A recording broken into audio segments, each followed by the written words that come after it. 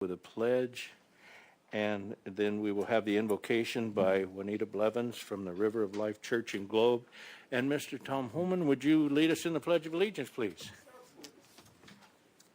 I pledge allegiance to the flag of the United States of America and to the republic for which it stands, one nation, under God, indivisible, with liberty and justice for all.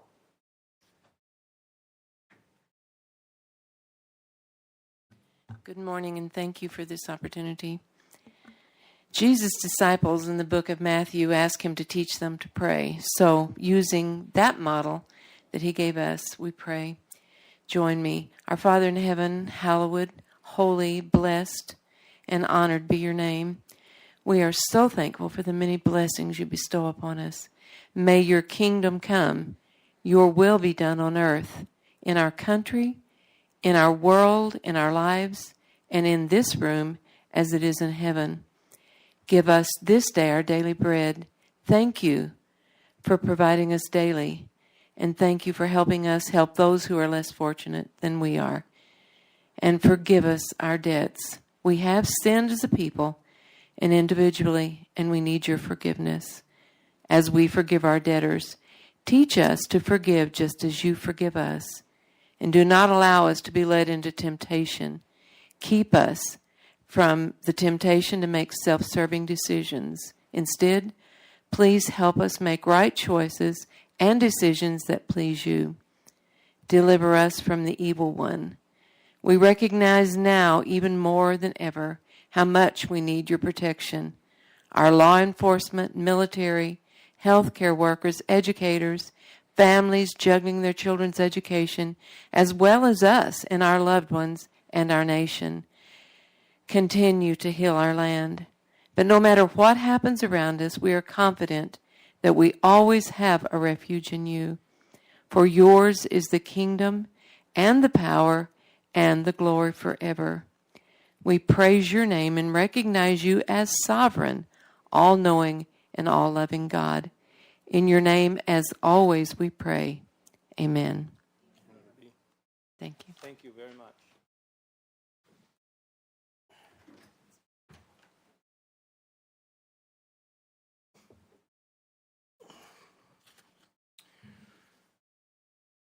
Okay, number 2, presentation, 2A, presentation regarding Gila County financial data as of December 31st, 2020, as it compares to the fiscal year 2021 Gila County budget and fiscal year 2020 year-to-date performance. Marianne, good morning. Good morning, Mr. Humphrey. Good morning, member supervisors. Good morning, Mr. Chair. We were just here, 2 weeks ago to talk about November. I promise we are caught up now. So to start with, I answered a question you all had on our last meeting about where expenditures were for operating expenses. And I wanted to just make sure that the email didn't get lost in the shuffle, as they often do.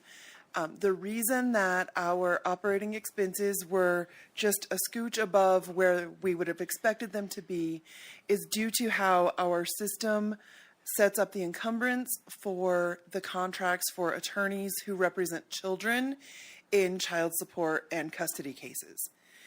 So by the end of the year, we will have spent the contract and the encumbrance will fall off. But for right now, those dollar amounts are sitting there. So I wanted to just make sure you had that information. I do have a call into John Barrett just to verify that I'm not overstating that. And I'll let you all know by email when I get that information. So our summary as of December 31st, we are doing as expected. We are right where we would expect to be with general fund revenues. We are at 53% of the annual budget. We would expect to be at 50%. The top 5 areas where we are seeing revenue more timely than last year are listed on the screen: property taxes, non-business licenses and permits, auto lieu tax, state shared sales tax, and miscellaneous. As was pointed out last time, that property tax number is not due to us increasing property taxes. It is due to increases in building, and it is due to increases in the centrally assessed values, some of which are self-reported by the entities.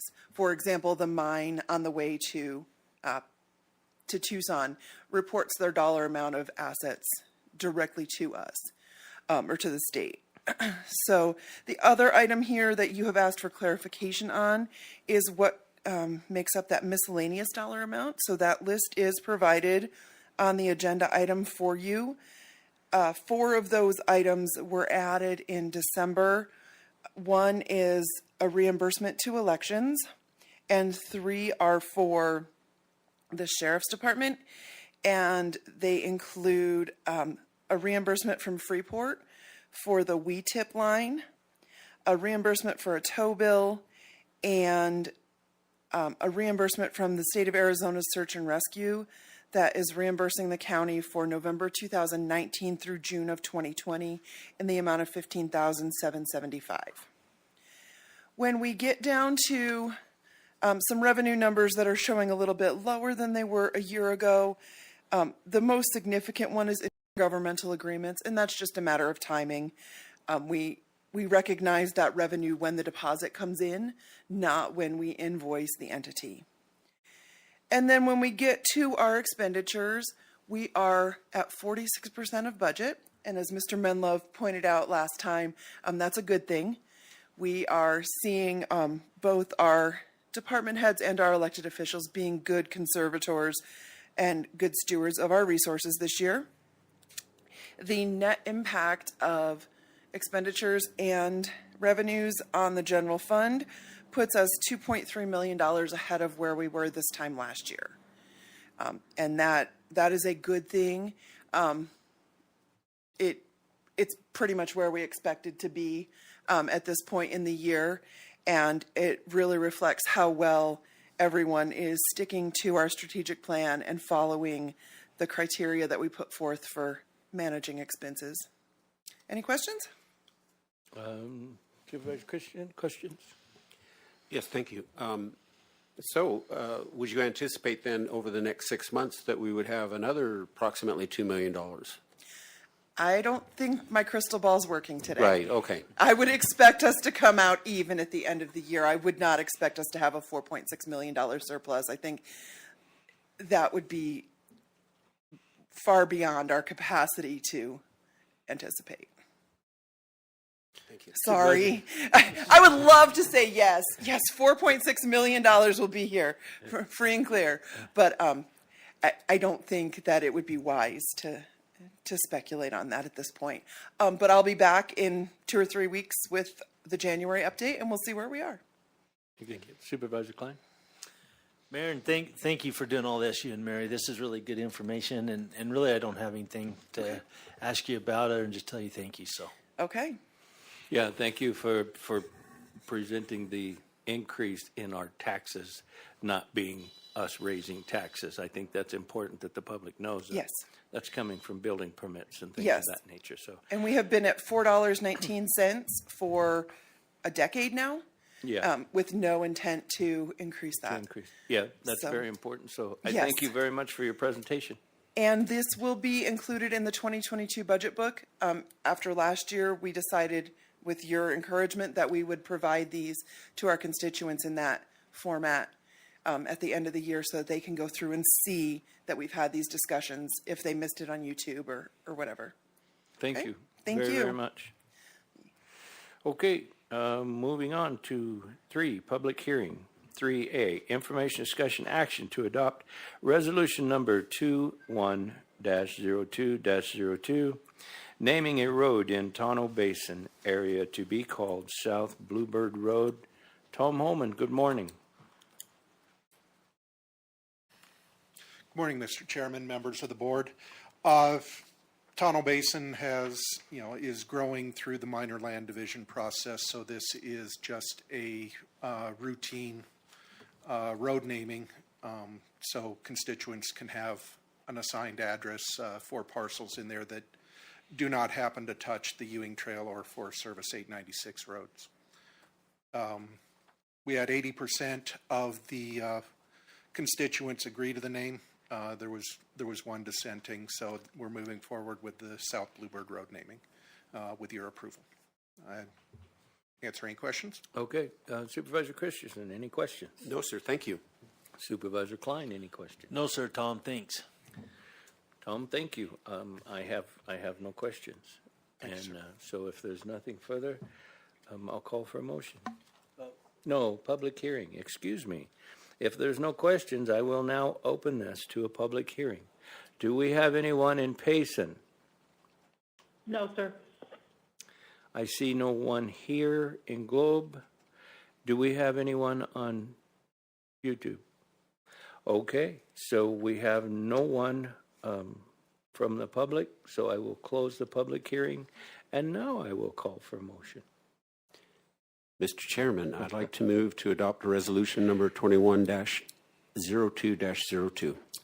And I'll second that. Having a motion and a second, all in favor do so by saying aye. Aye. Aye. Aye. Motion was approved. Tom, thank you. Thank you, sir. Okay, we're moving on to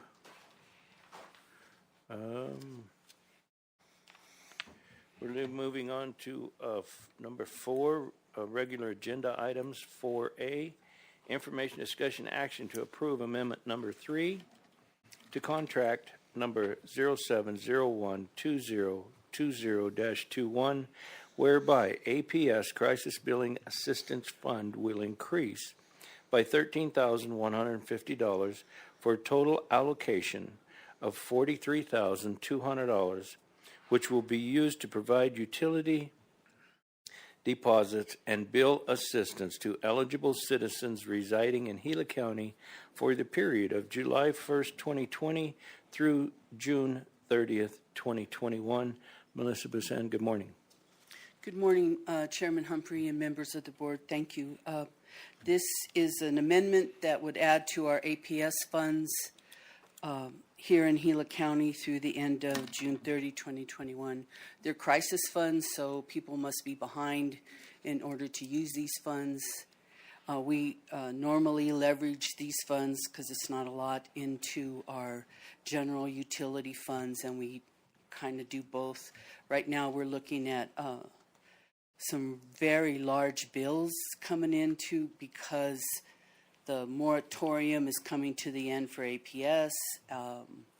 There was no shutoffs and that kind of stuff. So people that were paying a little bit every month, hopefully we kept encouraging them to do that through our PSAs. And so that's where we're at today, in order to leverage these funds. So every little bit helps. Okay. Supervisor Christensen, do you have any questions? No, thank you, Melissa. Melissa, this extra money came from the state, right? Is that where? No, this actually came from Arizona Public Service. Oh, it did? So the Corporation Commission makes them take a chunk of their profits, Uh-huh. move it aside, and then send it out by formula out to the community action agencies in the state. So Okay. Okay, thank you. And so the majority of these qualified individuals are low income or no they're income people They're low income, yes. or elderly. Okay, I have no further questions. And if there's no further questions, I'll call for a motion. Mr. Chair, I'd like to make the motion to approve amendment number 3 to contract number 012020-21. I will second that. Having a motion and a second, all in favor do so by saying aye. Aye. Aye. Aye. It was approved. Thank you. Thank you, Melissa.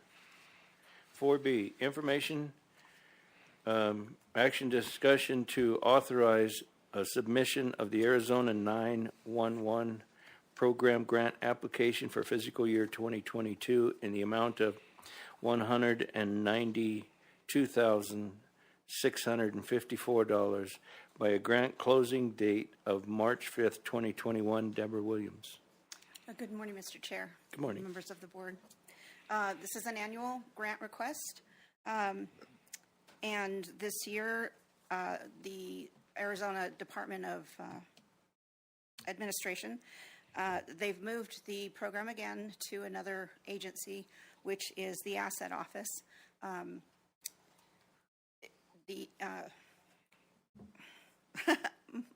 Excuse me, I'm sorry. The notification of the grant this year was very specific, that they did not want any additional special projects or information or any additional expenses requested. And so I did not include anything additional this year. It is basically an even request for last year, which covers the managed services contracts for both PACE and PSAP and the Gila County Sheriff's Office PSAP. And I'll answer any questions. Okay, thank you, thank you. Any questions, Supervisor Christian? Just to be clear, yes, I will. Just to clarify, this is, we're approving you to apply for a grant. Yes, sir. Okay, thank you. Supervisor Klein? I don't. Thank you for doing this, Deborah. Thank you. Yeah, thank you very much. It's funny how these grants change every year and you have to adjust and move things around, but appreciate your work. Thank you very much. Thank you. If there's no further questions, I'll call for a motion.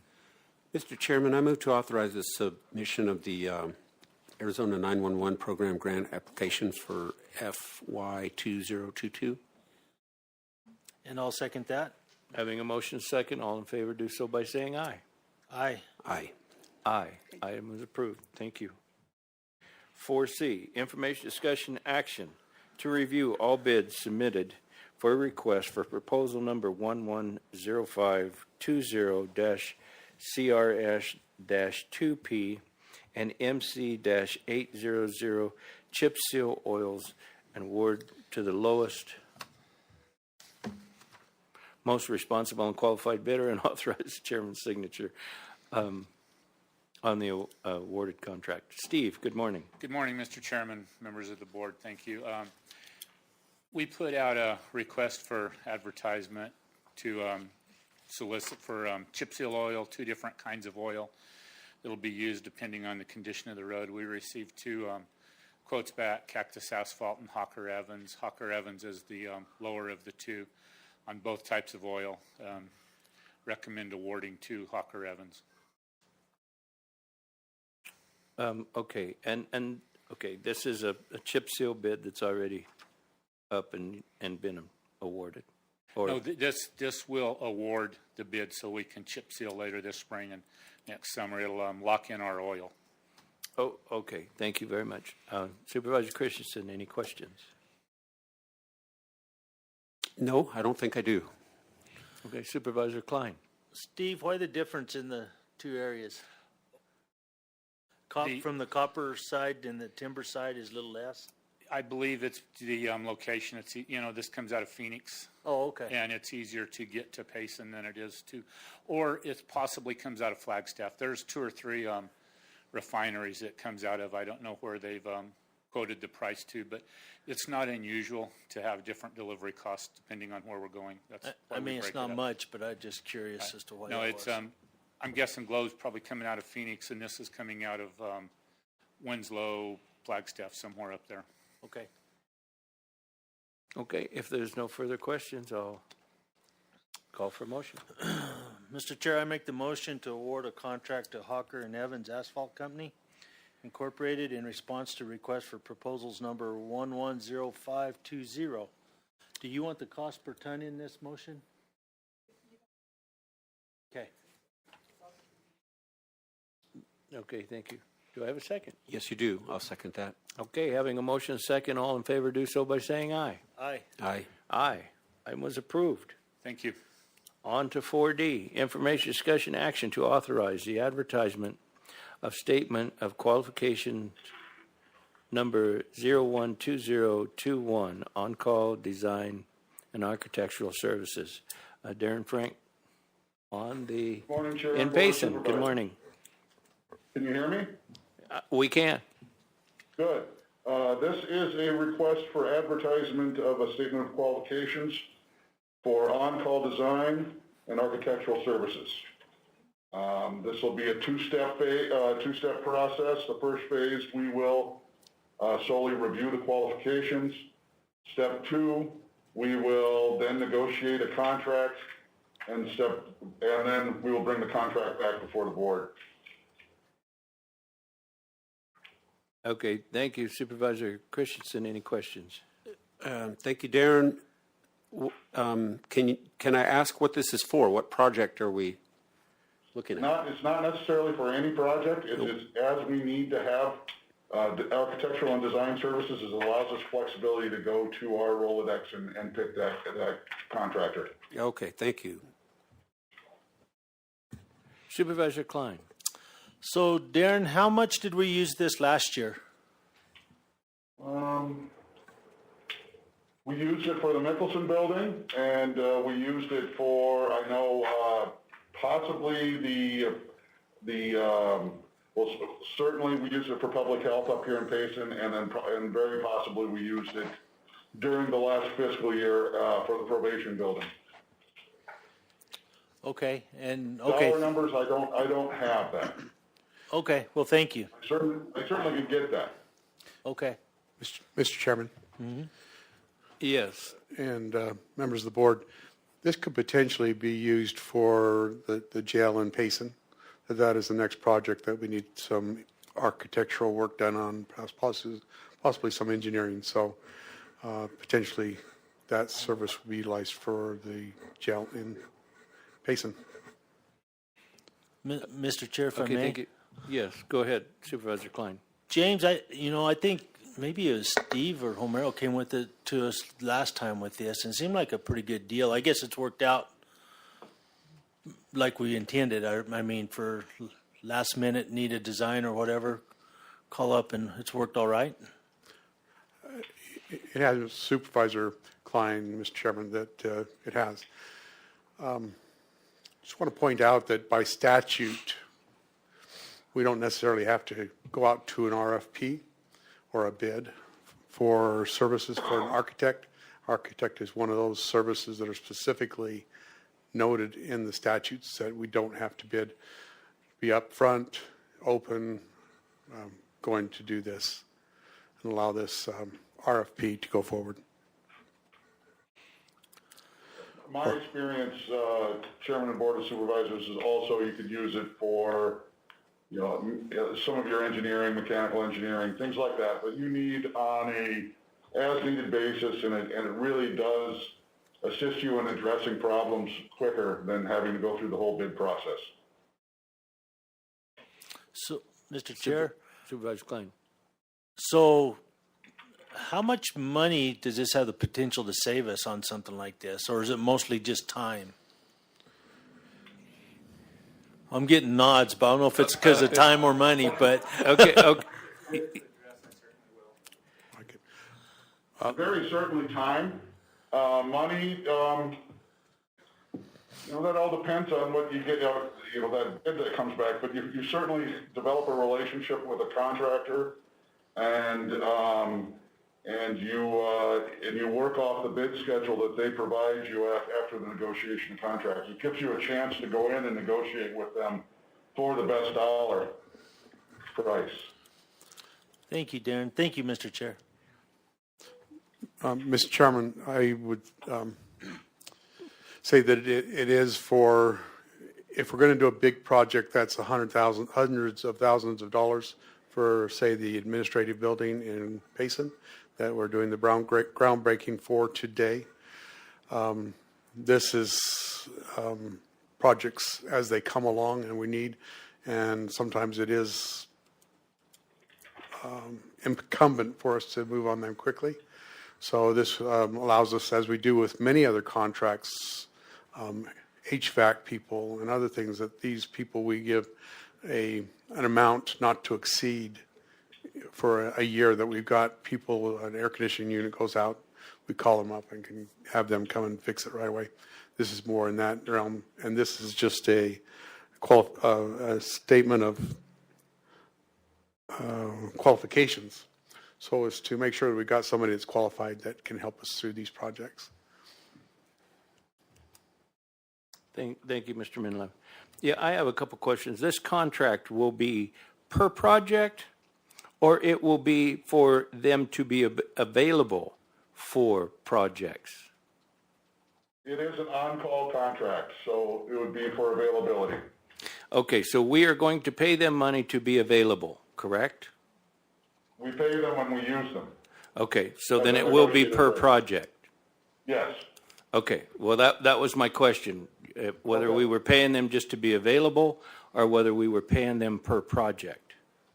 So we're paying them per project. As we use them. Okay, that was my question. Thank you very much for answering that. And I have no further questions, and if there are no further questions, I'll call for a motion. Mr. Chairman, I move to authorize the advertisement of Statement of Qualifications number 012021. And I'll second that. Having a motion and a second, all in favor do so by saying aye. Aye. Aye. Aye.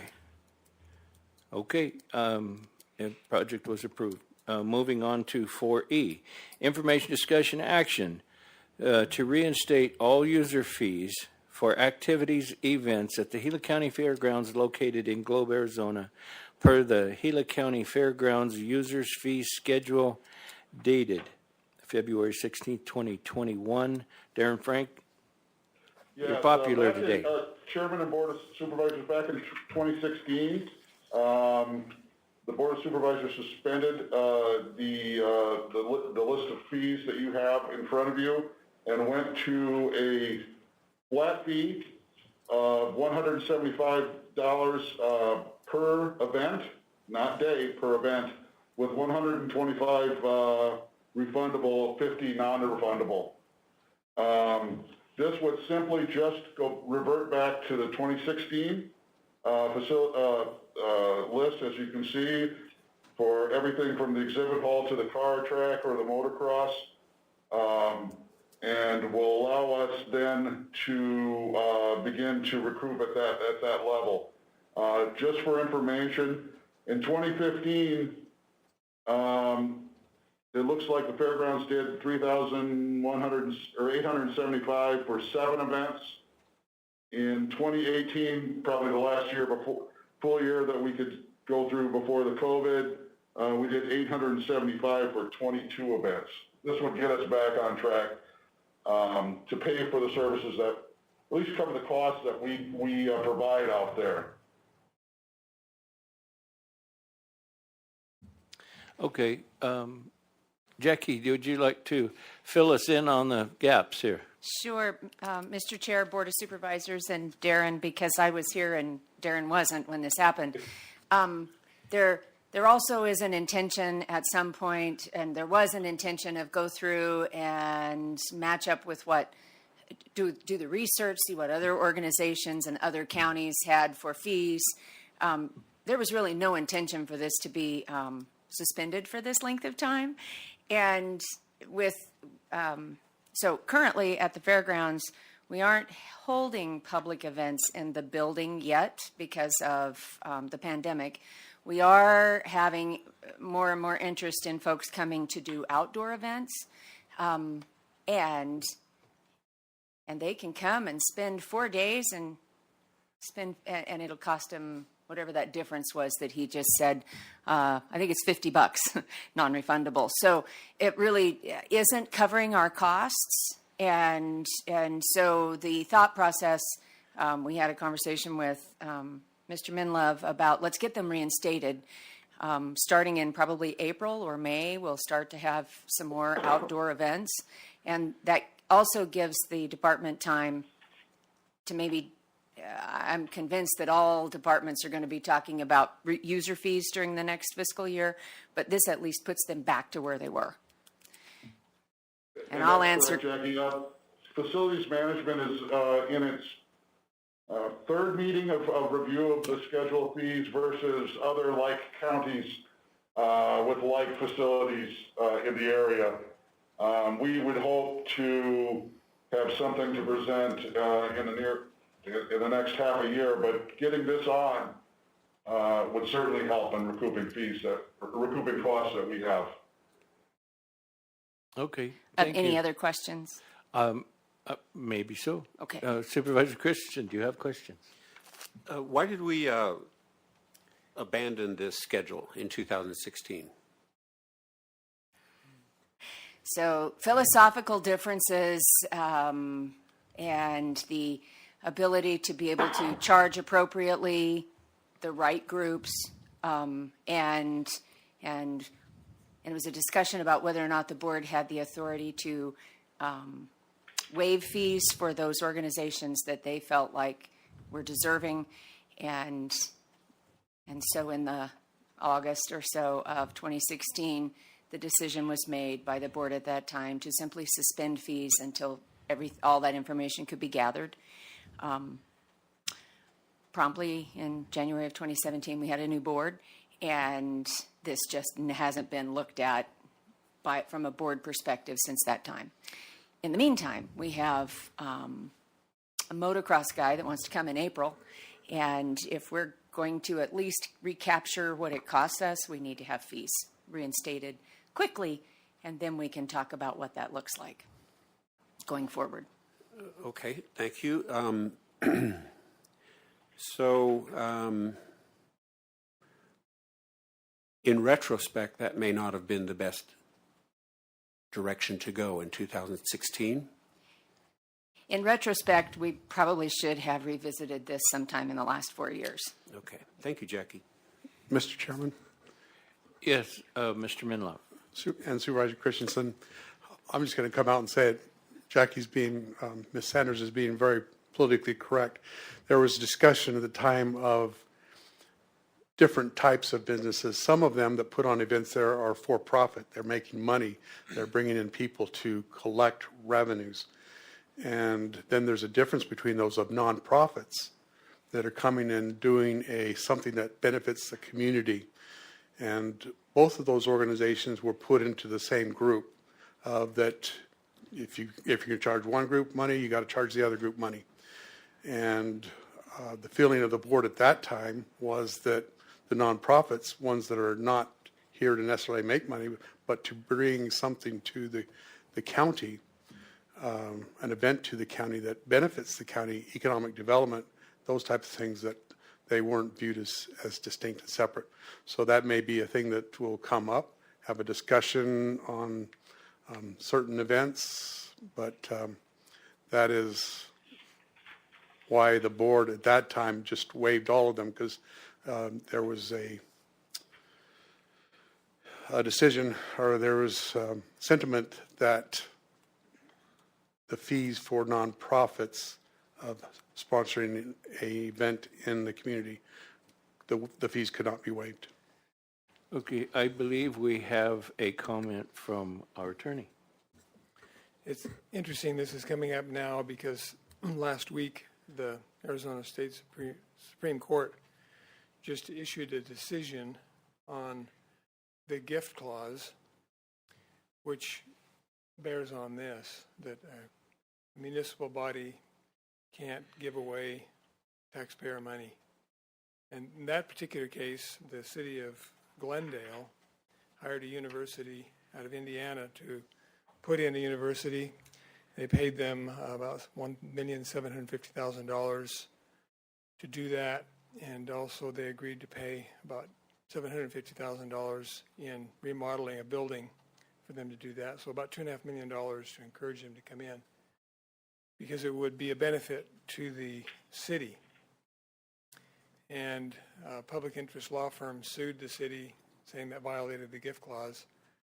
The city had an expert witness that testified that having the presence of the university in the city would benefit the city by $11.3 million just by virtue of having that facility there.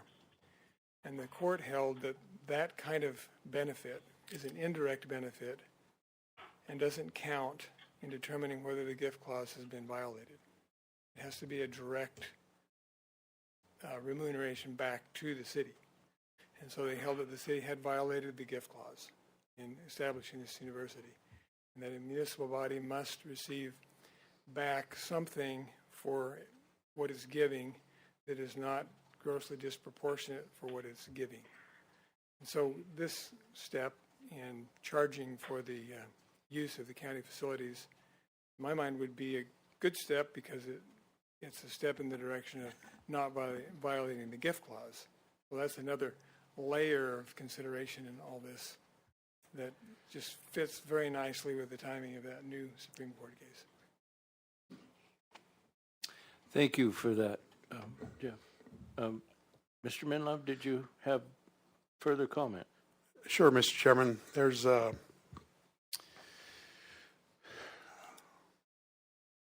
We do, as Gila County, sponsor certain groups, certain events. We provide food sustenance for senior citizens as allowed by statute. We do provide some support for nonprofits for economic development. There is a way that we can work through this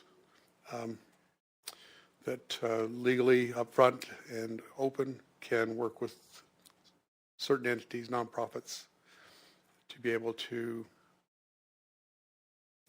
support our communities, I believe. Thank you. Any further questions from the board? Supervisor Klein. Jackie, thank you. You're welcome. So our fairgrounds is a topic of discussion that we really need to have on a larger scale. But if this can get us to where we need to be in the meantime, I think that's good. But we have an infrastructure sitting there that we haven't done a whole lot with. And me and Jackie's talked about this many times. It would really be good for us to roll it into a work session sometime along the way and have some really deep discussions on our facility.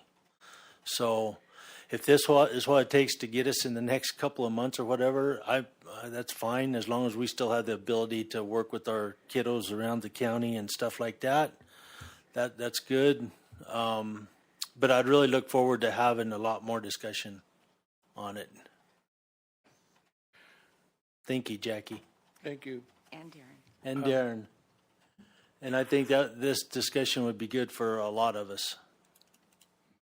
Yeah, I'm just going to open a can of worms, and I was real tickled to see the car track up there because I have been contacted about cars and raceways. And so when I see that up there, it's like, okay, is that opening a door for another recreational deal out at the fairground? So anyway, yeah, that's not for you to answer. That was just for me to throw a can of worms out there that, yeah, that'd be nice because we have been confronted about car track because it's not as hot up here as it is in Phoenix when they start running. So anyway, if there's no further comments or questions, I'll call for a motion.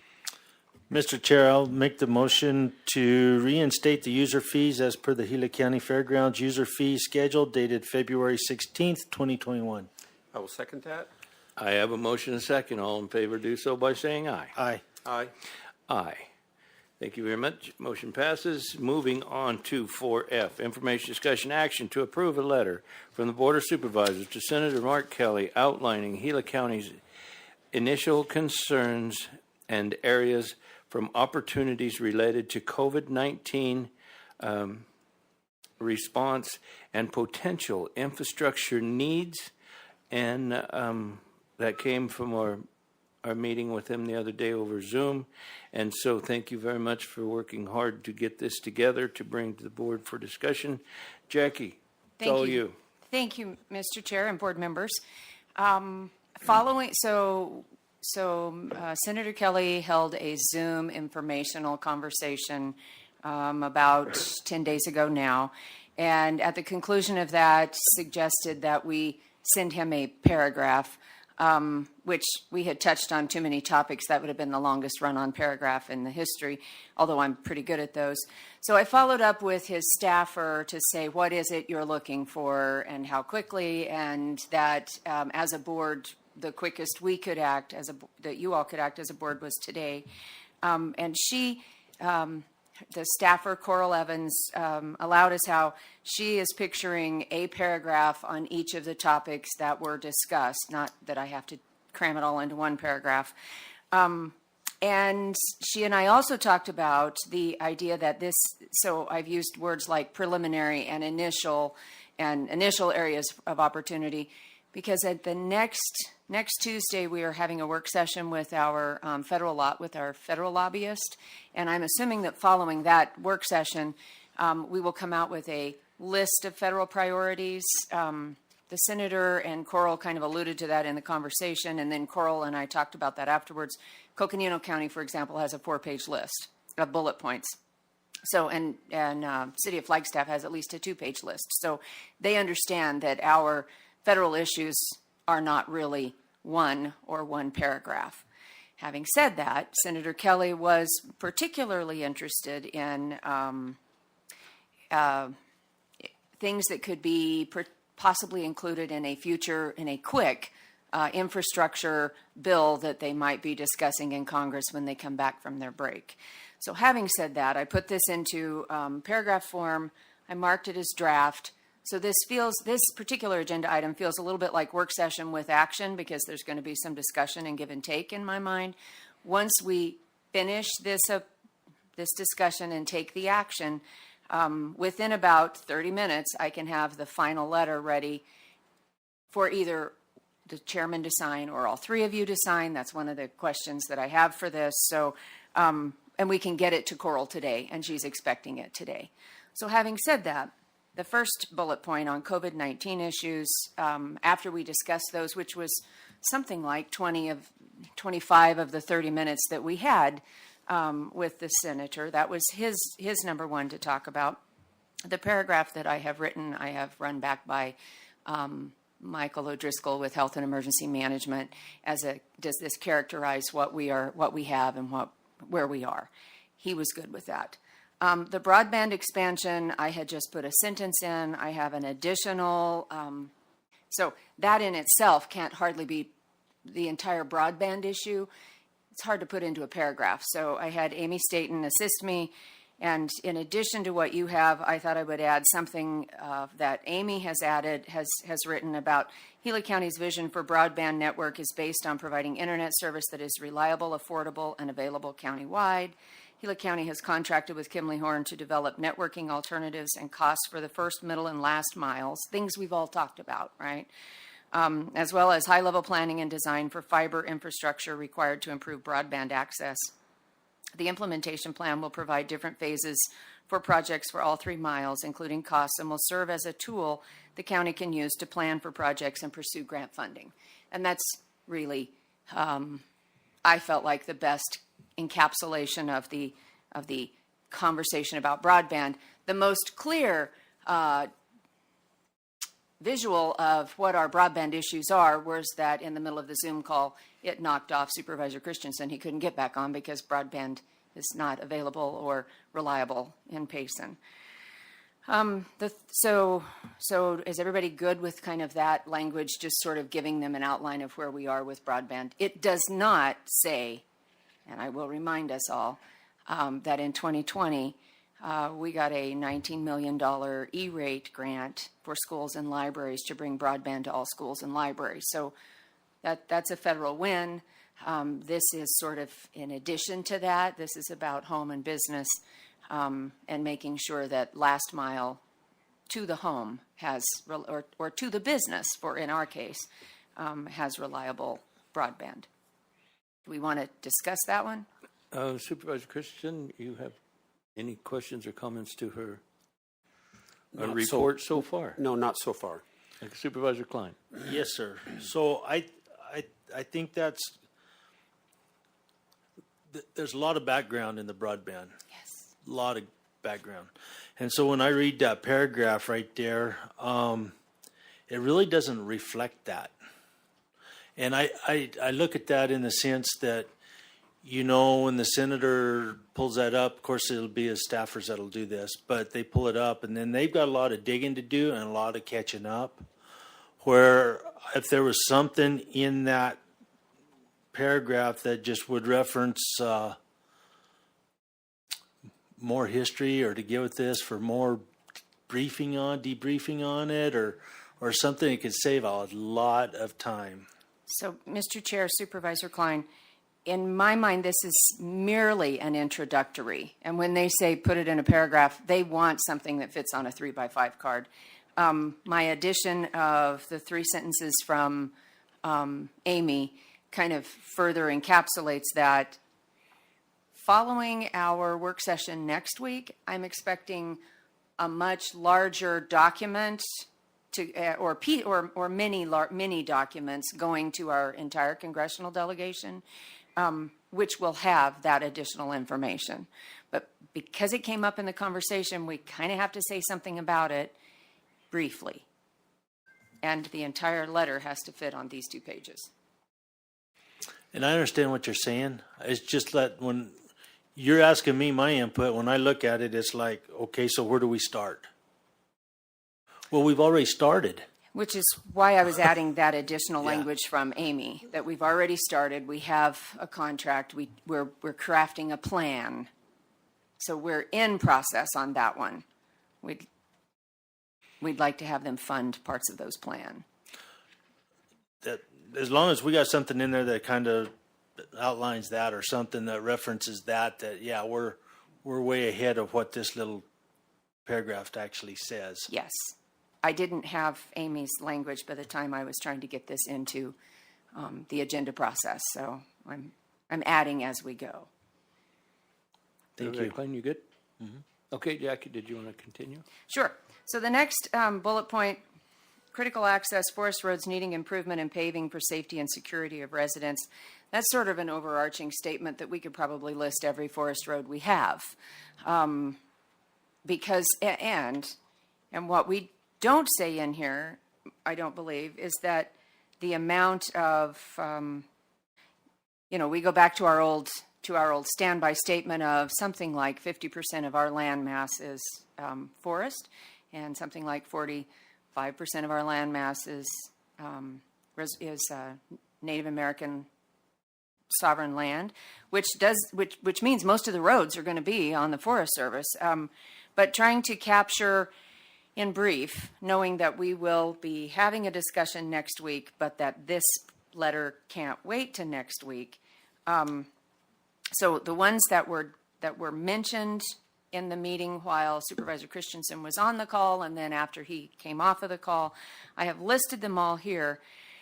I will tell you that one of the things that we'll hear next week, so we may as well try it this week, if we can't prioritize our needs, they can't prioritize for us. So as a county and as a board with the final vote, we need to prioritize what it is we're asking for, because we could, there's probably 15 more road numbers that we could add to this that provide access for somebody. We need to, as a collective, try to winnow that down to what's next, right? What's first, what's next. In 2020, our priorities were Tonto Creek Bridge because of and in 2019, our priorities were Tonto Creek Bridge 512. And in 2010, our priorities were Tonto Creek Bridge and 512. But there are others behind that, right? There's Control Road is in there. There's Concord. There are a lot of those that we are picking off as we find funds for improving things. But this particular paragraph starts out with Forest Highway 512, 15 miles of this road, and that was my made-up number, but I think it's about 15 miles are still unpaved and present a challenge and a danger to residents. The Tonto Forest Road 64 Control Road, along with Tonto Forest Roads 29 and 32, which are feeder roads into the Control Road. If improved and paved, these significant roadways would provide critical all-weather access. The semi wouldn't block the control road for a week when they are trying to cut across to avoid closed roads in and out of Payson. In addition to that, we talked about Forest Road 60, the A-Cross Road, which is along the backside of Roosevelt Lake, as an additional emergency access. So this is the one that I kind of expect us to have a little more give and take and discussion about. As a board, which of those would you like me to leave in this? Would you like me to add to it? Would you like me to take some out? Mr. Chair. I will ask Supervisor Christensen your opinion on this. Well, I have an opinion, actually. Good. Just to kind of catch up on a little bit of the history here, I asked Senator Kelly before our meeting started to give me 2 or 3 minutes at the end of the meeting. So I took the initiative to bring up what Jackie just so well presented, listing the 64, 32, 29, and 512 road for pavement. We need money from the federal government to do that. They're critical access roads, evacuation roads, firefighting roads, and a bypass type road for the control road. That's going to take millions of dollars, 60 million or more dollars. So it's got to come from Washington. Given that, I think we should target our paragraph for that. I don't think I'd like to see the addition of the A-Cross Road and the other ones past that sentence right there.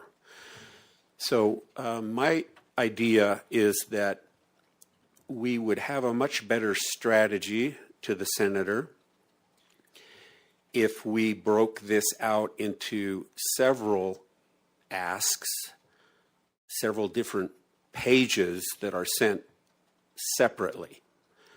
Okay, that's my idea.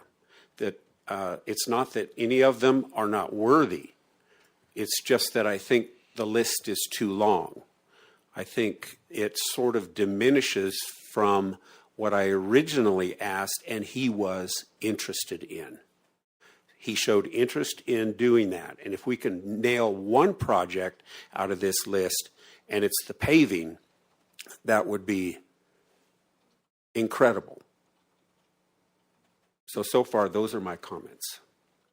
Thank you. Supervisor Klein. I'm still thinking. So I think that's hopeful thinking that we might get one out of this list, to be honest with you. One thing in the last few years I've come to realize is it's all about numbers. You know, and that's going to be where it's going to be in the future too. And so a lot of our communities don't have those kind of numbers. But if they're going to ask, I think we do need to give them that. And I think we need to take a real close, hard look at it. I agree with Steve on the A-Cross Road. I think now we're going to have that bridge. I think we can live without the rest of the A-Cross Road for a while as far as putting any extra money into it. That'd be my take for something like that. We have the control road is getting to be a real busy road because of what you mentioned. People are using it. I know for, when traffic's backed up to Thompson Draw and they're cutting across to hit their side of Payson to try and get by it. That's happening a lot now. And I know the road, and it has a lot of issues on it. The 512 road has a lot of issues. Getting to the point again to where deliveries into Pleasant Valley are being cut off because of the dirt road. And from a community standpoint, I don't think that's right. And so even though we throw money at it every year with surfacing and things like that, it's still a dirt road and it still has issues. And the only thing that will fix it is pavement. So I think this is going to take some real hard thinking about it. I think with any luck, maybe not a particular road, but a pot of money come to us to where we could say we can put X amount here and X amount there and go on with it. That's a possibility too. I know the 512 road I can use for an example. There's portions of it that we could live without paving if we need to. Other parts of it, it'd be nice to get it paved and done. Make a big difference. The control road has issues on it that if it could be fixed, then that would buy us some more time. I just don't see that we're going to get a huge amount of money for any given anything. I'm trying to be positive too, Steve. You're not being positive. So, but I do think from a county standpoint that there's ways we can work with all this and put something together that'll work if indeed we were to get any dollars. So that's my 2 cents. But I like the paragraph, Jackie, just so you know. Mr. Chairman. Mr. Chairman? Okay, well, I've got two of you. James, hold on just a second. Supervisor Christensen, Just go ahead. to add to that comment, obviously, if we don't get enough to do this entire project, we would then, at that point, prioritize what we would want to do. Okay, thank you for the comment. Supervisor, Assistant, or County Manager James Menlove, please go ahead. One of those things. Yeah, one of those. Yeah, you in the You corner. could just, hey, you. Hey, you. Yeah. Mr. Chairman, members of the board, back in 2008, the economy took the Great Recession, and there was people unemployed, a lot of needs in the economy. The federal government at that point, one of their major investments in the economy for the country was in infrastructure. And with this new administration in Washington, D.C., that may very well come to pass that there will be some infrastructure, and I'm hearing some noise about that there may be some dollars for infrastructure. So, in my opinion, we need to identify one project that we can take to Washington, D.C., and if it comes up in that there's a infrastructure bill to boost the economy, that we are saying we're putting that one in the hat. In my opinion, we've well, just from where our priorities have been for the past 4 years, it's a 512 road, and then secondary to that would be the control road. Of those two projects, highest priority, the 512 road. Mr. Chair, if Thank I you, may. James. Yes, go ahead, Supervisor Klein. I understand what you're saying, James, and I think in the years past that was absolutely the way it was being looked at. I just see changes today. I see a lot of people moving into the Payson area. I see a lot of people moving into the Young area. The whole demographics of these areas have changed and are continuing to change. And with that, I think we need to really sit back and think about this hard and long and go from there. Mr. Chairman, members of the board sets the priorities. So absolutely however you want to prioritize our needs in Gila County. Okay. Jackie, although I would love to have a paved road all the way around Roosevelt for recreation, I'm very appreciative that we did get the bridge. And so therefore I would be very supportive of something that would be better for the constituents and the traffic on the other end of our county. No lines, there's no north and south, but on the other end. If that 512 road has been on our list for many, many years and been left out in the cold, and we have to prioritize to hang a paragraph to our senator, I would support a road that's been on our list for a long time without attention. Okay, thank you, Mr. Chair, and I'm going to kind of, I hear what you're saying, and I will take that out. I will take out the A-Cross reference. Federal money, as I've been reminded, comes with a 5.7% match generally, and that's one. ARO is the one you were thinking of, American Recoveries and Reinvestment Act, that happened back in 2008 or 9. I would expect something similar, and when they talk infrastructure, they're talking a larger conversation, not just dirt on the ground, but they have been, at least what I've been hearing, broadband is included as an infrastructure, water is, not just physical, but also things like technology. So which is why I think we leave broadband in there with a little expansion on what we've done so far. I will tell you that we have not had a lot of luck in saying, give us money and let us put it where we need it.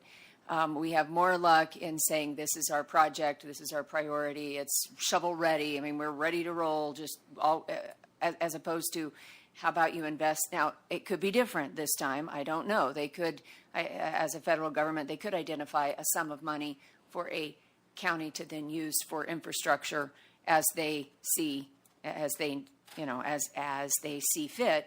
But there's a long song, which you all get to revisit this next week in the work session, of what are our federal issues and what are our priorities. And when we as a county have two number ones, or any county, when a county has two number one priorities, they don't get as much consideration at the federal level because they aren't going to pick. They expect the county to identify what is your first priority or second priority. They expect them numbered, not these five and they're all equally important. Even though for us, they're all equally important. On the ground, they're all equally important. But one of the things I'm sure you'll hear next week from our federal lobbyist is that, okay, now we have a list of issues. How do we prioritize them or rank them in order of what's most important? So I'm just throwing that back out there. I would think also, too, that with the 5.7 match, our priorities would also kind of be on what can we afford in grant money to match to get help with. That's why I mentioned it. We have to remember what our skin in the game will wind up being. Correct. Good point. Because just because we want something, what can we afford? So that's going to be part of our priority too, I would think. Mr. Chair? Yes, go ahead, Supervisor Klein. I guess, I don't know if you or Steve, one can answer this, but you know, on the control road, have we already somewhere along in the past done all the environmental stuff on that road for any projects? Mr. Chairman, Supervisor Klein, to my knowledge, no.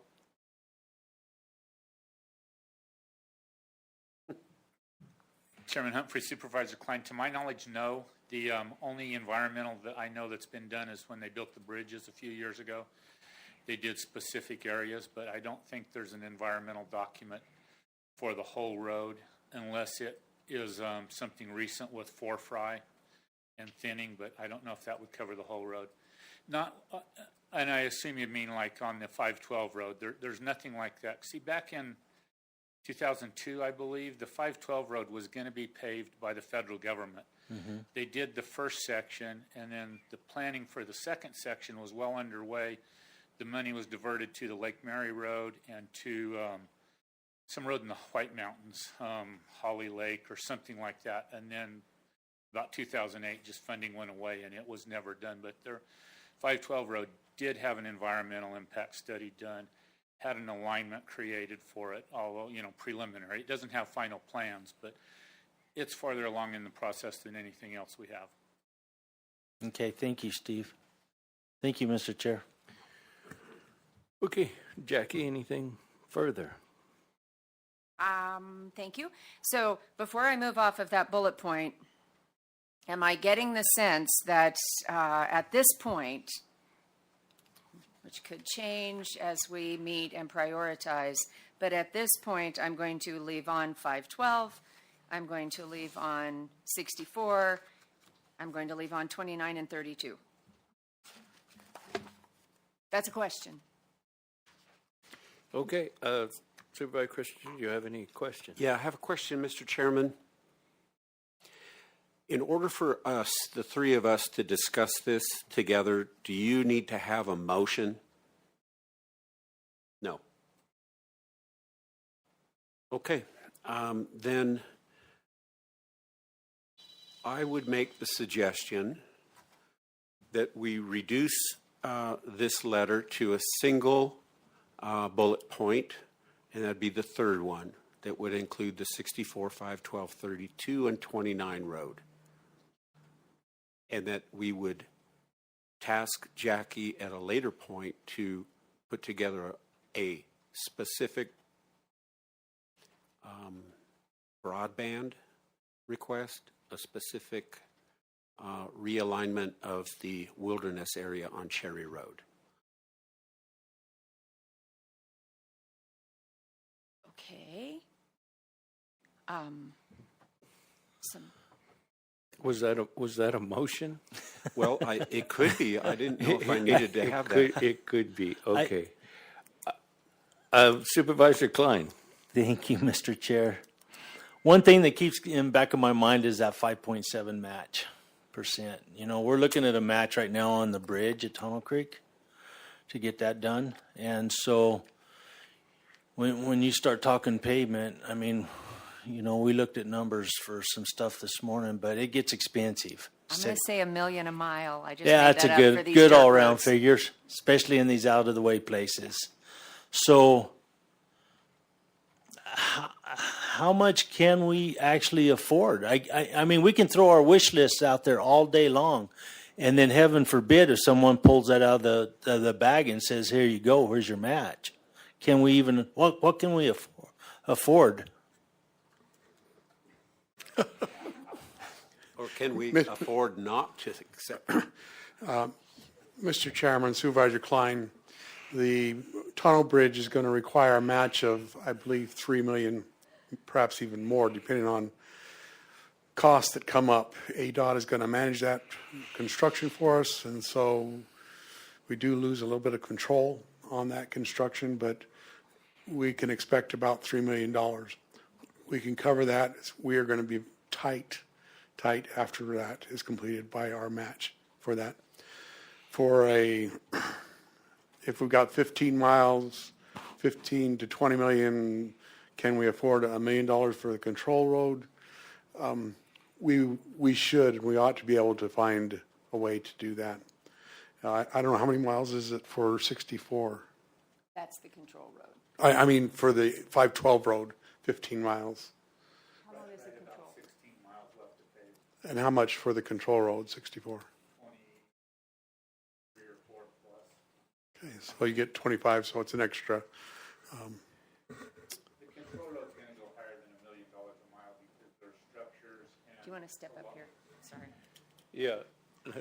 Thanks, Steve, for getting to a microphone for the people on YouTube. Mr. Chairman, board members, Mr. Minilov, I believe the control road would go a lot higher because it's not widened. It's lots of earthwork and a lot of structures still to be built on it. The 512 road is, there are no structures. They're then culverts, and the width is sufficient right now as it is. And it's still going to be around $1 million a mile just for the remote location. So Okay.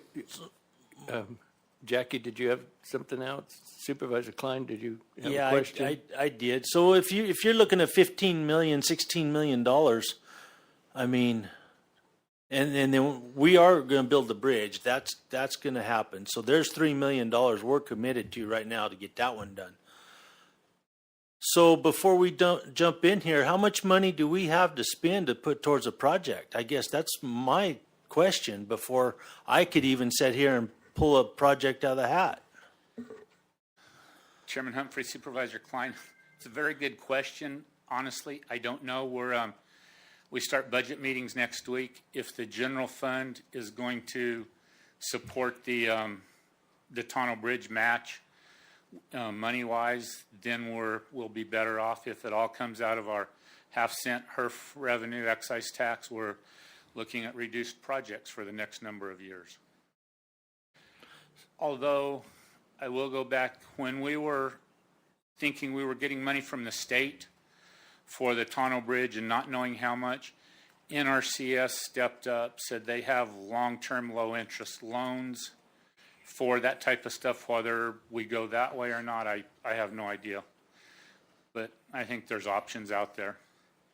My thought is I would be afraid not to try for the money, you know, based on the match. And I would think that anything that does come down would be a number of years out, not next fiscal year. Thank you, Steve. Supervisor Klein, did that answer your question? It helped. Thank you. It helped. Okay. Yeah, it sounds to me like bang for our buck, and the road that's been on for a long time is be the 512 road. If it's already partially paved and they were going to pave the whole thing, I would say at some point in time, probably a lot of the studies and things have been done, and it's kind of a shovel-ready project if there is ever one. But anyway, Jackie, anything else? Well, what's up for discussion is Mr. Chair, Supervisor Christensen has suggested that we take out bullet points 1, 2, and 4, and just have the one topic, which was my initial intention until I had talked to Coral Evans, who is staffer for Mr. Kelly, and it was at her suggestion that I bullet point each topic that was covered in the conversation. So I'm following her lead, or it would have been just one bullet point.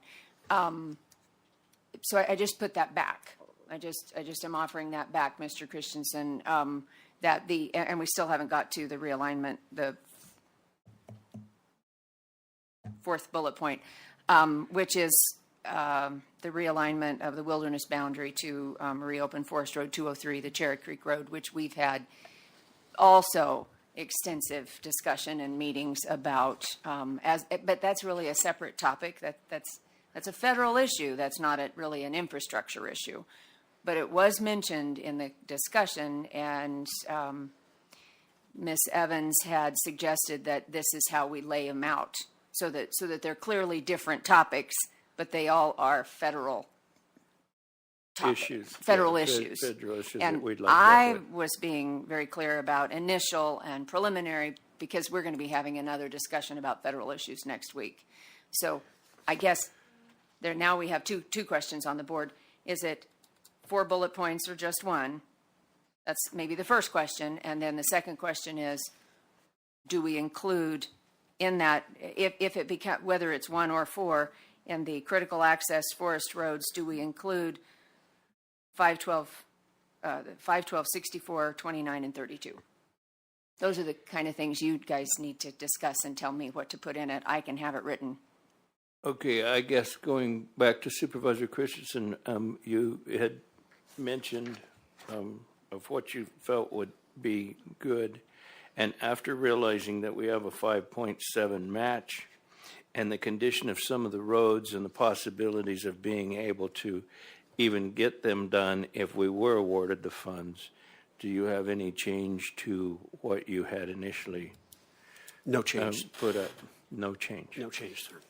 Mr. Chairman, Yes. I do believe in federal money, that anytime there's a possibility that they will allocate a certain amount for broadband, they'll allocate a certain amount for highways, allocate a certain amount for different things.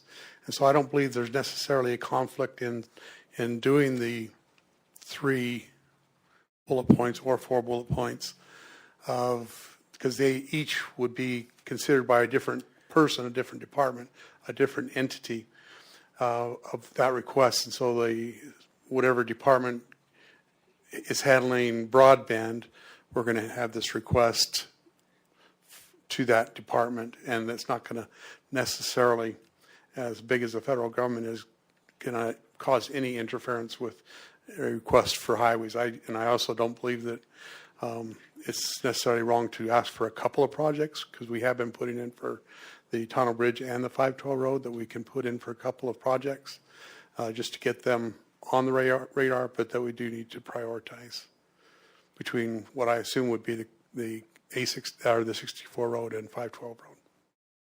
Yeah, I have to agree with you that we need these 4 bullet points. I think are strong bullet points to make them aware of.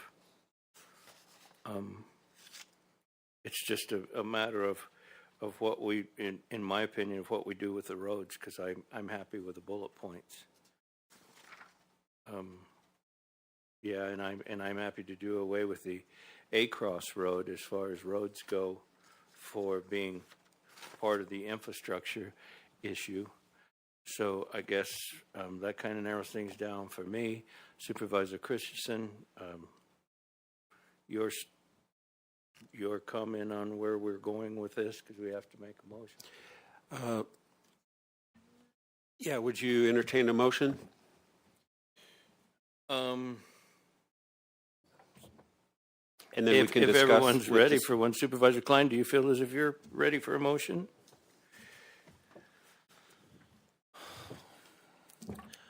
I don't know that we are. I think we need to settle this on where we're going to go. And looking back, and one of the things that I see is when we start talking roads and federal processes to get a road ready, which is your NEPA, all the NEPA regulations are coming back. They're going to be in place. We're looking at years to get something like that through. Those don't happen overnight. And so I think, and I appreciate Mr. Christensen's thoughts on that 64 road, because I have a lot of concerns over that 64 road as well. There's no doubt. The 512 is ready. I think it's ready to go. And so I don't know, if it's kind of like the bridge when we're looking at the bridge as a shovel-ready project. This is no different. So if we get several $1 million, we can wrap it up in environmental assessments over a course of 5 years and maybe get something cleared and maybe not. Or we can put it on the ground where it's ready to go and we can get started. That's the only thing I'm seeing in this, And it would be, I just see that being an issue. I really do. I hate to throw a lot of money at environmental impact studies and designs and not pick up the projects we have on the ground ready to go. That's just where I'm at. Question, Supervisor Klein, are you okay with the 4 bullet points?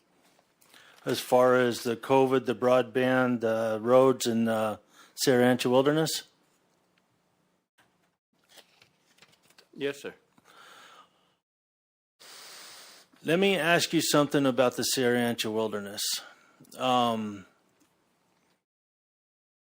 There again, the Sierra Rancho Wilderness is a lot like our broadband issues. We have a lot in place already. That's already started. It isn't really a matter of throwing money at that one to get it as much as it is a political move. And that's something that I don't know where the senator will be with that or anything. There's been just a ton of work picked up on that. It's been kind of set aside because of the COVID issues, but now I'm starting to get emails coming back again on it all. So I don't know that the 203 road fits this letter, I guess is what I'm saying.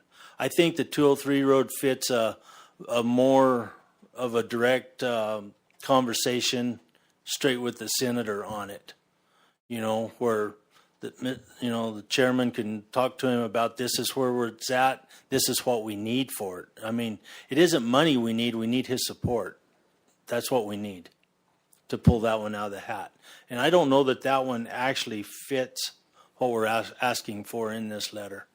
It's my 2 cents, Mr. Chair. Okay, I guess Supervisor Christian, you are not okay with the 4 bullet points. You want 1 bullet point with just roads. Is that correct? Yes, sir. And the reason is not that the 4 bullet points aren't worthy, but that they're a broad approach to. Each one has a different approach, and so kind of felt that they should be more targeted.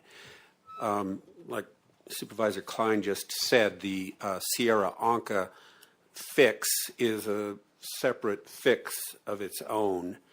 It should be sent to the senator, but maybe not included in this letter. I think the broadband, I'm willing to, in the spirit of compromise,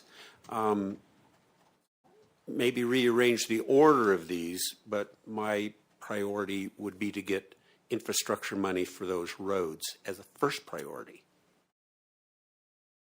You think that takes priority over COVID?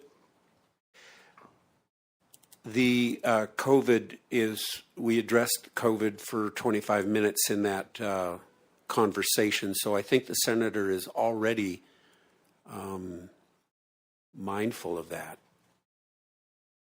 Okay, well, that was the main reason for the Zoom meeting. And Yes. then they asked for what Gila County needed and what we felt was important for infrastructure.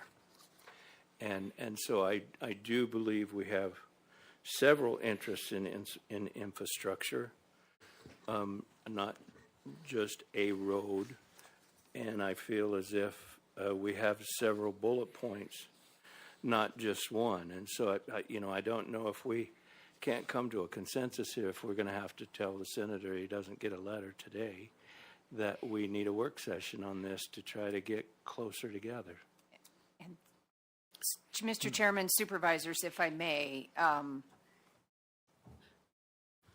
I do know that we have a work session scheduled next week to talk about our federal priorities. I know that this letter is sort of preempting that somewhat because of the timing of getting it to the senator, and it has everything to do with when they come back off of their recess, they're working on, and my understanding of what they're working on is some kind of a package about COVID relief and some kind of a package about infrastructure to help get the economy moving, kind of like they did in 2008, 2009. So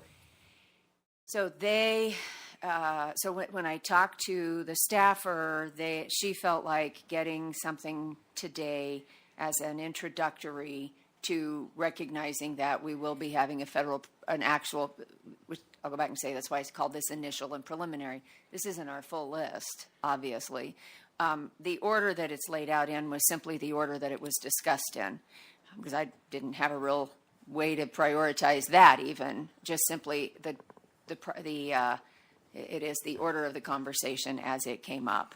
And there are asks within COVID, some of them are supportive of what the senator is already doing, trying to get additional vaccines, with an additional comment about small businesses are struggling to survive. So that kind of fits in with the potential out of the federal government for some kind of additional relief package related to the pandemic. So that's, I think they recognize this is not our complete list. Okay. It's just what we're going to aim at them this week. And each of these, plus whatever else is on that priority that comes out after next week, likely will have its own letter that will be, each letter gets to be this long, not just a paragraph in a letter. This was more of an introduction, kind of a recap of what the discussion had been. Okay, then I guess I have a question to the board, and it would be maybe in approval of this letter initially, just to inform them of the issues over COVID, broadband, and infrastructure that we have. And then after our work session, then we can be more direct with where we're going and what we're asking for. This would just kind of be a preliminary letter to the senator to let him know of what Gila County is in need of as far as infrastructure, broadband, and COVID. And then after our work session, where we can discuss a lot of these individual issues further, then we can back them up with full letters for prioritizing each individual bullet point.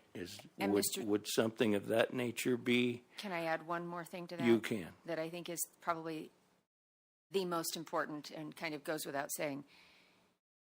This also thanks him for this 30 minutes. We don't often get 30 minutes with a senator. So a letter saying thank you for taking the time to meet with us, that's right off the top. Sure.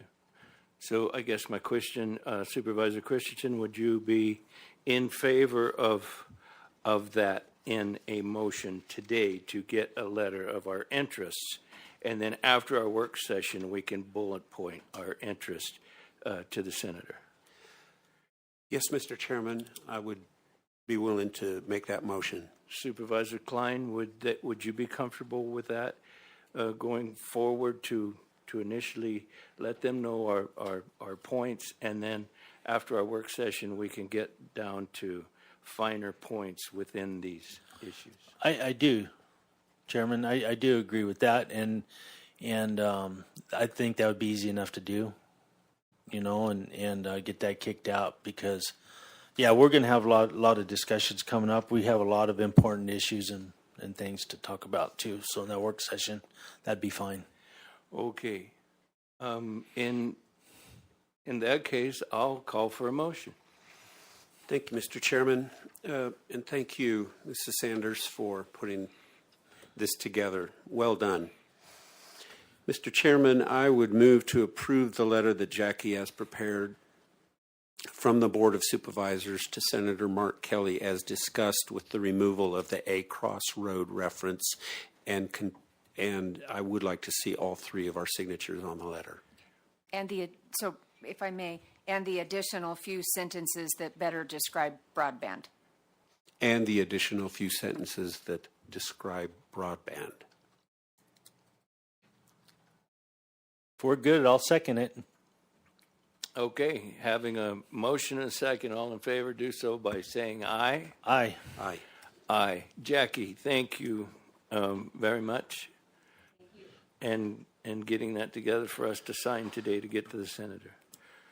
Okay, moving right along. 4G, information discussion action to vote to authorize the Arizona Attorney General to represent Gila County in Southwest Gas Corporation, a California corporation versus Arizona Department of Revenue, an agency of the state of Arizona, counties of Cochise, Gila, Graham, Greenlee, La Paz, Maricopa, Mojave, Pima, Pinal, and Yuma, each of which is a political subdivision of the state of Arizona, TX 2020-001122. Mr. Jeff Dalton, good morning. Good morning, Chairman Humphrey and Supervisors Christensen and Klein. On behalf of the County Attorney's Office, I come before you this morning with what we think is a good idea to get the board's vote to authorize the Attorney General to represent the county in this lawsuit. That requires the board to approve it. It also requires the consent of the county attorney, which he gives. And the reason for that is that this lawsuit arises out of suit by Southwest Gas against 9 counties and the Arizona Department of Revenue for what they perceive to be an evaluation of their personal property, which is too high. And in this situation, this property is personal property that's evaluated or assessed centrally. That means that the Arizona Department of Revenue is the body that makes the assessment. Even though the distribution equipment exists in 9 counties, they assess it on behalf of all the counties, and the counties then have to collect the taxes based on their assessment.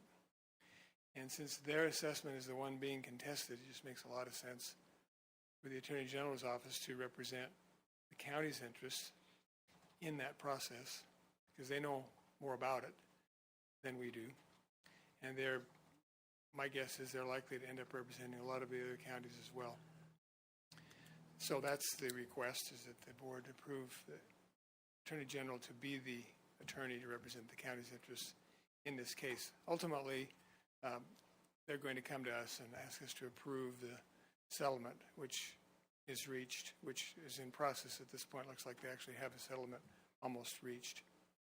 So we will get to review that when that gets, actually we've already started reviewing it, but before it's finalized, we'll review that. Thank you, Jeff. Supervisor Christensen, questions, comments? Thank you, Mr. Dalton. No, I don't have any questions. Supervisor Klein? Thank you, Jeff. I'm good.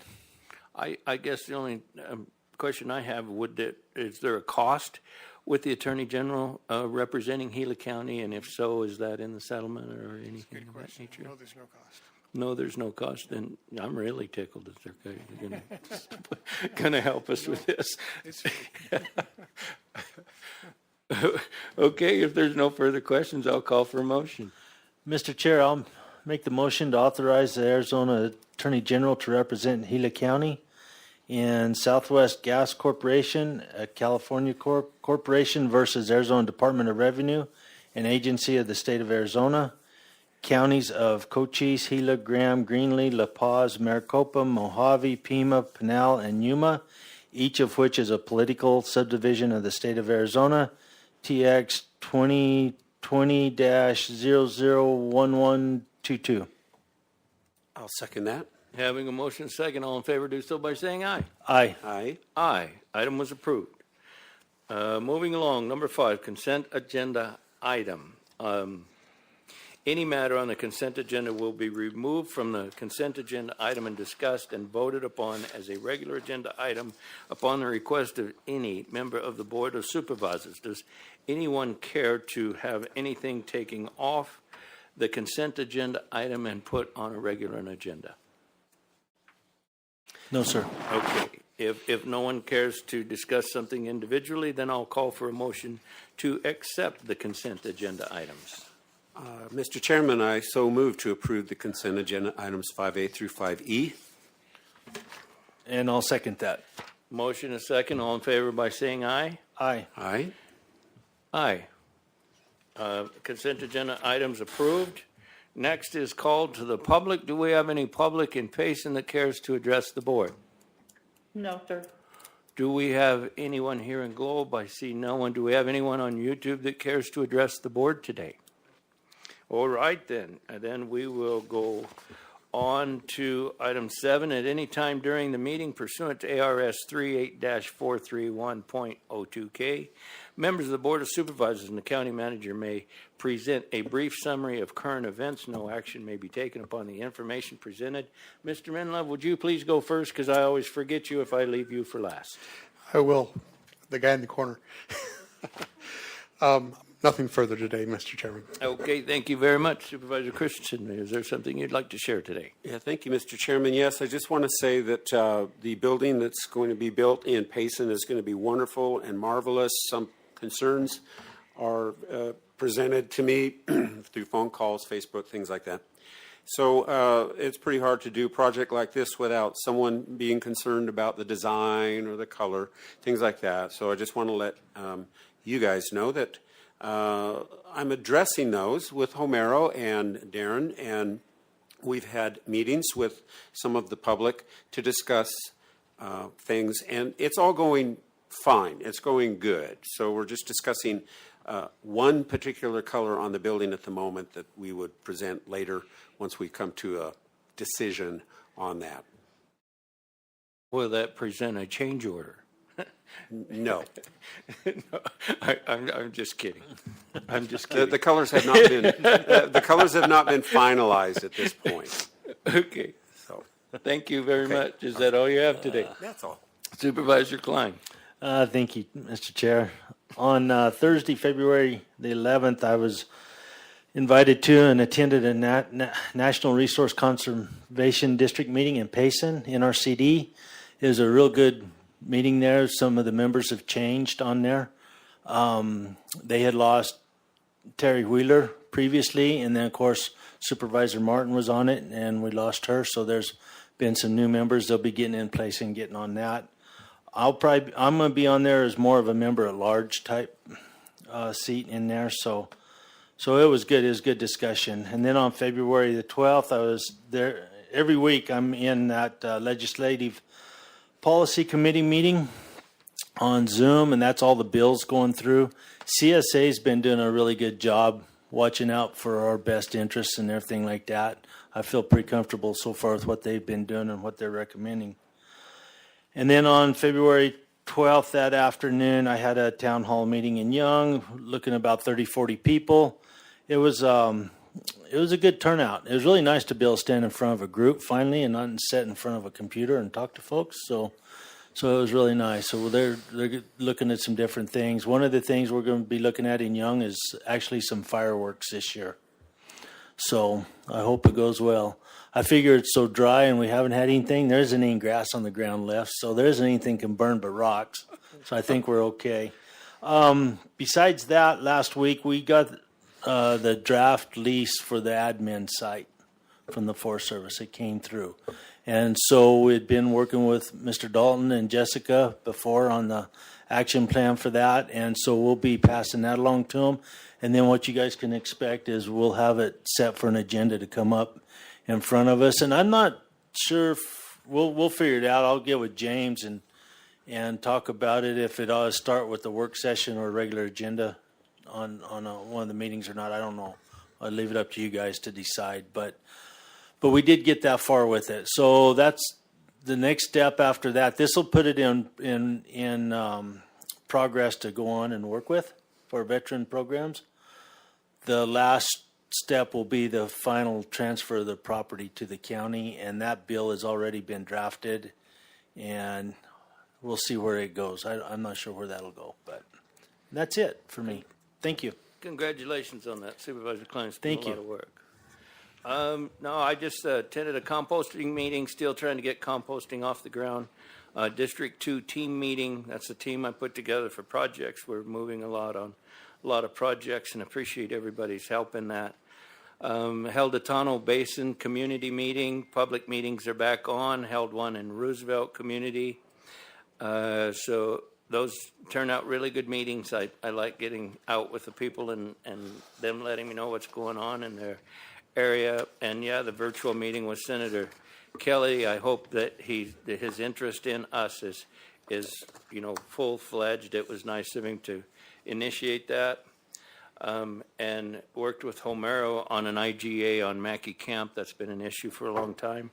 And Claypool meetings, I haven't had any public Claypool meetings. We were holding them at the fire station, and the fire station recommends that, or wish that we didn't bring the public there because of the COVID. So as of April, I'm going to start being on KQSS every month for the local people to be able to call in 6 different lines. So that way I can meet with the local people, because I haven't been able to have public meetings. And so that's all I have. And if it didn't spark, it did spark. We got James Menlove, please do. I'm sorry, Mr. Chairman. As Supervisor Christensen mentioned, that we are holding a groundbreaking for a administrative facility in Payson today at 2 o'clock. This is to me, is very exciting, because we have invested heavily in Payson in the last year or two. We purchased a former bank building, turned into a probation office and a teen youth center on Cedar Lane. We remodeled a former auto parts store, turned it into a beautiful facility on Main Street for our health department, and place for animal control to work from. And now here, the cumulative project will be breaking ground, and they're getting ready to, as Supervisor Christensen said today, they're out moving dirt, pushing things around, so that we're ready to put those shovels in the ground today and get going on this $5.5 million project, when you can pick up everything that's going on there. And so it's an exciting day for me, and I'm sure all of you, to have that groundbreaking today at 2 o'clock, and that's at the building where the Justice Court, where the courthouse is in Payson. Secondly, we're continuing to hold vaccination clinics, and overall, sometimes there's some questions how much vaccination is being sent to different areas of the county. And we always are striving to, based on population, because we're getting vaccines based on population, that those vaccines are going out throughout the county based on population.